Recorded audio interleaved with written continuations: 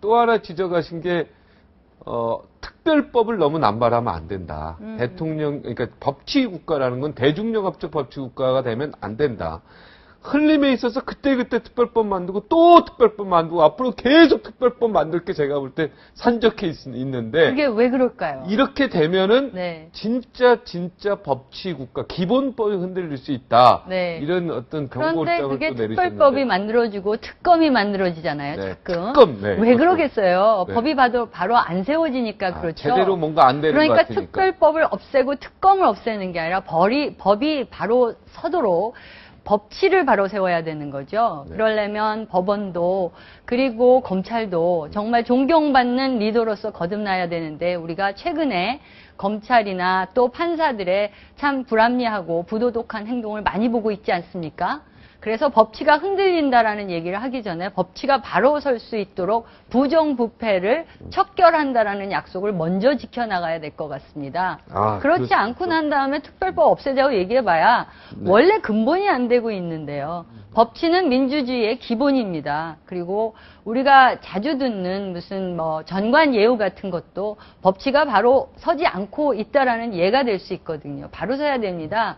그래서 2012년에 총선과 대선에서 국민들이 요청했던 것이 바로 부정부패 척결인데 지금 이 정부 들어와서 부정부패 척결에 대한 내용들이 바로 없다. 서지가 않고 있는 거죠. 네. 김영란 법조차도 지금 반대가 많아서 지금 통과가 안 되고 있으니까 중국처럼 시진핑이 전두지휘하고 진두지휘해서 잘 이끌어 나가고 있는 모습을 보면 굉장히 부럽죠. 네. 우리나라에서도 지도자들이 좀 그런 모습을 국민한테 보여주고 신뢰를 다시 찾는 그런 노력을 하는 것이 필요하다는 생각이 듭니다. 부정부패를 일단 없애고 나면은 특별법을 굳이 만들 필요 없이 그렇죠. 네. 예, 기본법으로도 우리가 국민의 신뢰, 그러니까 정부와 사법부와 입법이 다 합쳐서 정부라고 하는데 행정사법 입법을 정부가 국민의 신뢰를 얻는 상황이 오면 그때는 특별법을 굳이 이렇게 미국은 이렇게 막 특별법 이런 거 안 만들 것 같아, 그죠?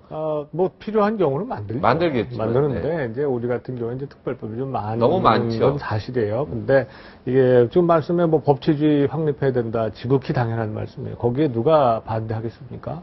그런데 예를 들면 이번에 세월호 참사 같은 경우에도 특별법을 만드는데 법치주의의 근간을 훼손하는 수사권, 기소권 달라고 그런단 말이에요. 그러면 그것이 세월호 유가족이 원한다고 해서 그걸 주자고 또 그런단 말이에요, 일부에서는. 근데 우리나라에서는 굉장히 보수와 진보, 사실은 이 보수와 진보, 우리나라의 개념, 우리 사회에서의 보수와 진보는 잘못됐죠. 일반적인 의미의 보수와 진보는 완전히 다르다. 네, 완전히 다르죠. 네, 그래서 우리가 그냥 얘기할 수 없지만 그렇게 부르니까, 그것을 그렇게 부르니까 그렇게 그냥 인정을 한다고 하더라도 너무 첨예한 거예요. 그러니까 이게 중간에 어떤 타협이라든가 너와 내가 생각이 다르다고 했을 때 생각이 다르면 요즘에 보십시오. 얼마나 욕부터 하지 않습니까? 지금 뭐 표현 자체가 국회의원도 마찬가지고 일반 국민도 마찬가지고 인터넷 SNS 들어가 보십시오. 이거 지겨워. 얼굴이 뜨거워서 볼 수가 없어요. 국회의원이라는 사람들이 하면서 국가의 대통령고 국가의 원수라고 하는 사람, 그게 애도 아니고 무슨 장난하는 것도 아니고, 그러고 있다 이 말이에요. 그러니까 이런 것이 우리 사회의 총체적인 지금 문제거든요. 그래서 저는 말씀하신 데 공감하는 것 중에 하나는 그런 거예요. 이 모든 것들이 신뢰가 없어서 그런 겁니다. 신뢰가 없는 이유는 뭐냐? 지배계층이 도덕성이 지금 땅에 떨어졌기 때문에 그런 거예요. 그러니까 도덕성을 먼저 회복을 해서 신뢰를 회복시켜야 되는 거죠. 나를 믿어달라고 아무리 얘기해봐야 무슨 소용이 있어요. 내가 깨끗하고 내가 먼저 법 앞에 실천하고 이렇게 해야 되는 건데 우리 지금 지배계층이 그러질 못하고 있다는 거예요. 그것이 박근혜 정부만의 문제냐? 그거 아닙니다. 대한민국이 지금 여기까지 성립이 돼서 지금까지 계속 그래 온 거예요. 그러니까 차제의 세월호 참사를 계기로 해서 이걸 우리가 완전히 한번 바꿔보자. 이게 사실 국가 개조나 이런 거 아니겠어요? 근데 지금 제대로 안 되고 있죠. 그래서 저는 말씀에 동의하고, 법치주의 다시 확립해야 되고, 저는 아주 적극 찬성입니다. 그래서 바꿔보자.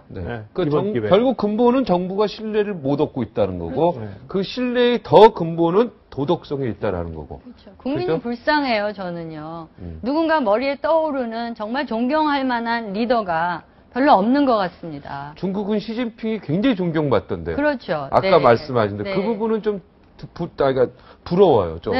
그렇지만 그분도 부정부패 척결을 할 때 많이 흔들었습니다, 주변에. 저는 박근혜 대통령한테도 굉장히 처음에 굉장히 기대가 많으셨죠. 그게 네. 기대였죠. 네. 여성 대통령이기 때문에 국민을 위해서 정말 단호하게 부정부패를 없애고 네. 그다음에 또 지하 경제를 진짜 양성화를 하고 그런 기대가 많았습니다. 그래서 여성 대통령은 네트워크가에서 묶여있던 남성들보다는 더 나라를 밝고 신뢰사회로 만들 거라고 기대를 했는데 네. 그 기대와는 달리 세월호가 일어나면서 아까 말씀하신 60년 적폐라든가 국가 개조라는 건 대통령께서 말씀하신 거고 네. 세월호가 만약에 선장이 하나 잘했다라는 걸로 끝나는 일이었으면 이게 이렇게 오랫동안 국민의 지지를 받지 않습니다. 네. 게다가 이번에 국정조사 특위에서 아무것도 밝혀진 게 없이 그냥 무산되고 난 다음에는 수사권, 기소권까지도 유가족한테 권한을 일부 양보하자라는 여론이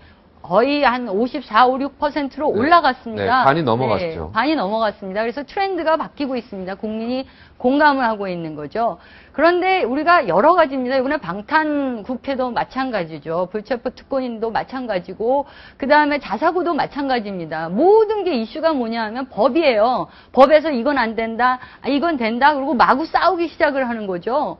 나라가 법치국가도 아닌 주제에 법을 갖고 자꾸 여야 모두 다 찢어져서 싸우고 있습니다. 그럼 국민은 어디로 가라는 얘기죠? 그러니까 법을 지키려면 제대로 지키고 법도 필요한 법을 통과를 시키고 불필요한 것은 없애고 그리고 무엇보다도 중요한 것은 법을 집행하고 법에 따라서 큰 권한을 가지고 있는 사람들이 국민이 신뢰받을 수 있는 모습을 보여나가는 거지. 이거는 완전히 불통시대입니다. 누구도 쳐다볼 수가 없어요. 저는 정말 대한민국 국민들이 훌륭하다고 생각하고 너무너무 착한 사람들이 많습니다. 그리고 정말 인내하고요. 대한민국처럼 무슨 사건 터지면 가서 자원봉사한다고 기름 닦아내고 그 다음에 세월호서 가서 자원봉사하는 나라 전 세계 어느 나라도 없습니다. 이런 국민이 행복할 수 있는 지도자가 왜 안 나오는지를 기득권을 가지고 있는 리더들이 다시 생각해 봐야 될 네. 대통령 아직 임기가 3년 이상 남았으니까 예. 계속 네, 지켜보고 대통령이 또 할 수 있도록 우리가 또 힘도 주고 그런 것도 우리가 해야 될 것 같아요. 그렇죠. 근데 국민들이 박근혜 대통령을 지지를 많이 하십니다. 많이 하죠. 굉장히 많이 하시고 그래서 콘크리트 지지율이라고 하지 않습니까? 네.